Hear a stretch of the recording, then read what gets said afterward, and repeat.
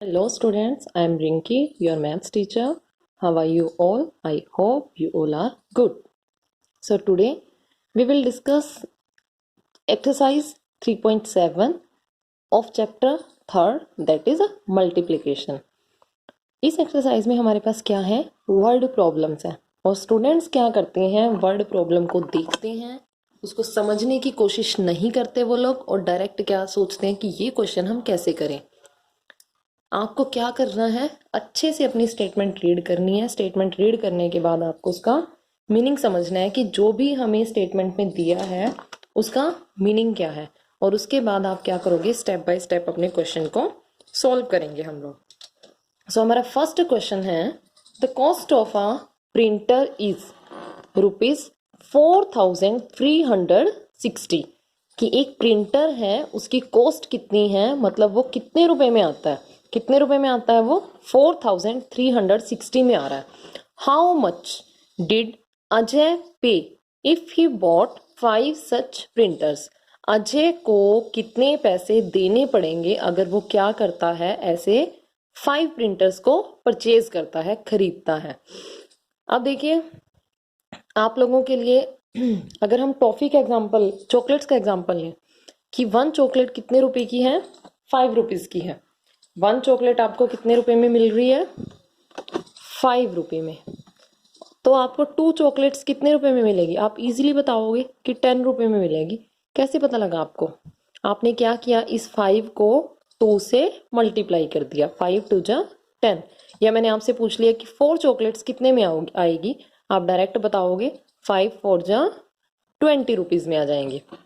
कर सकते हो ना इतना तो फिर अब हमें क्या करना है, जब हमें वन थिंग की कॉस्ट गिवन हो, एक चीज की कॉस्ट हमें गिवन है और हमें मोर देन 1 फाइंड आउट करना है, तो उस केस में हम क्या करते हैं, मल्टीप्लाई करते हैं, जैसे अभी आप लोगों ने चॉकलेट वाले केस में करी है। तो करिए, अब स्टेटमेंट बनाओ इसकी। कॉस्ट ऑफ 1 प्रिंटर, 1 प्रिंटर की कॉस्ट कितनी है, ₹4360। फाइंड आउट कितनी करनी है, 5 की। Cost of 5 printers is equal to, हम क्या करेंगे, 1 की कॉस्ट को किससे मल्टीप्लाई करेंगे, 5 से। 5 से ही क्यों किया, क्योंकि उसने हमसे यही पूछा है कि हमें 5 प्रिंटर्स की क्या निकालनी है, कॉस्ट निकालनी है।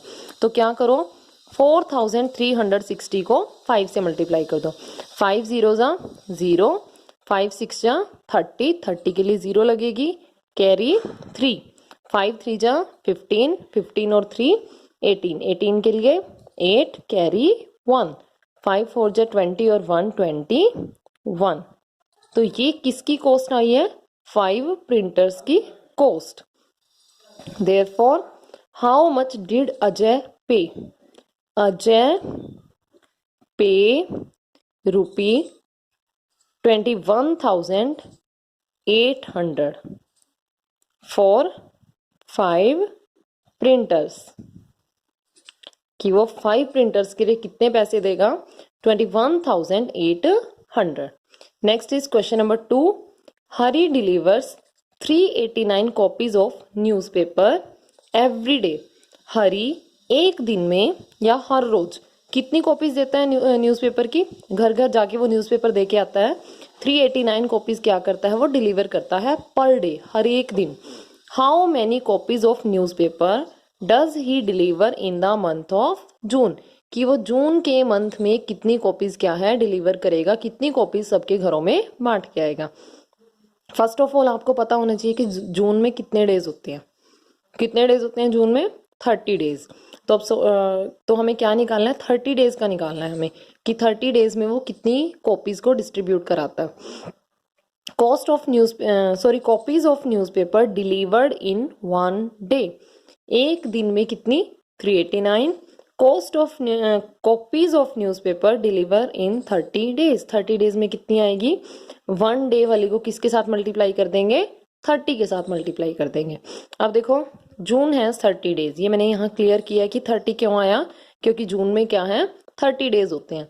अब आपको मल्टीप्लाई करनी है एक नंबर की दूसरे नंबर के साथ, इस नंबर के लास्ट में है 0।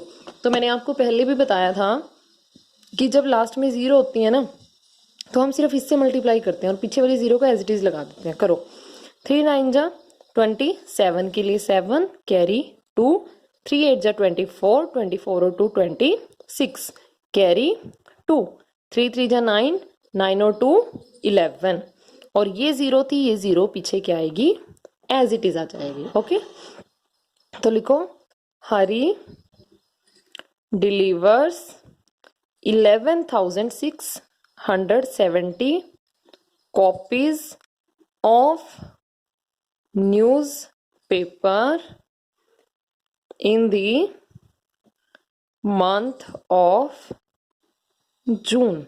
जून के मंथ में वो इतनी कॉपीज क्या है, डिस्ट्रीब्यूट करता है। Next is question number 3। Rahul's father has 2000 notes of ₹20। 20 rupees के उसके पास कितने नोट्स हैं, 2000 नोट है। How much money did he have, हमें निकालना है कि उसके पास कितनी मनी है।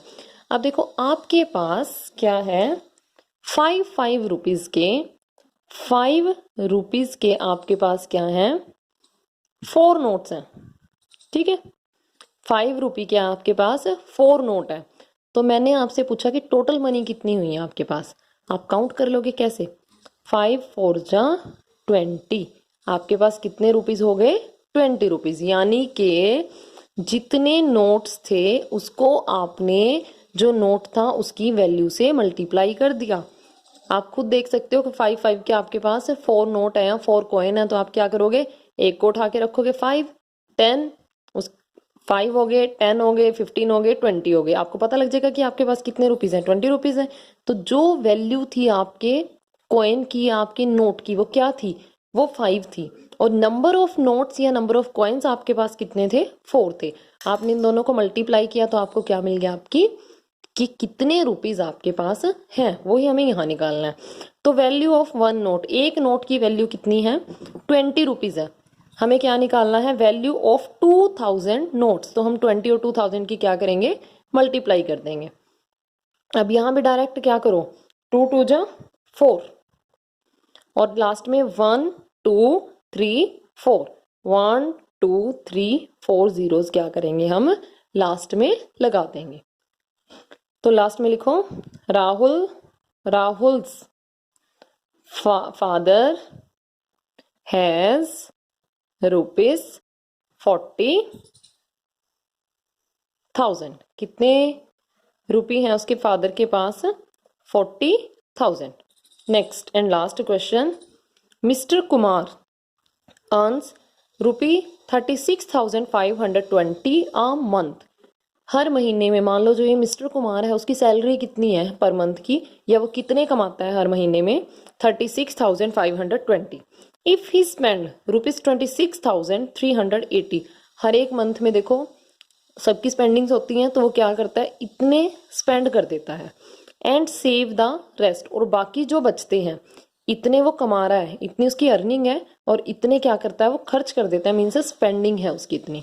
अब क्या पूछा है उससे कि बाकी जो बचता है, इन दोनों के डिफरेंस, बाकी जो, या आप देखो आपके फादर ने आपको 10 रुपीज दिए हैं, क्या दिया आपके फादर ने आपको, 10 रुपीज दिए हैं, उसमें से 8 रुपीज आपने क्या किए, स्पेंड कर दिए। आपके पास कितने बचे, 2 रुपीज बचे हैं। कैसे आपको पता लगा, सब्ट्रैक्ट करने के बाद पता लगा। ठीक है, तो यहां भी हम वही काम करेंगे, आगे की स्टेटमेंट बाद में देखते हैं। अर्निंग ऑफ 1 मंथ, एक मंथ की अर्निंग कितनी है उसकी, 36,520। फिर देखो स्पेंडिंग इन 1 मंथ, कि एक मंथ का खर्च कितना है उसका, 26,380।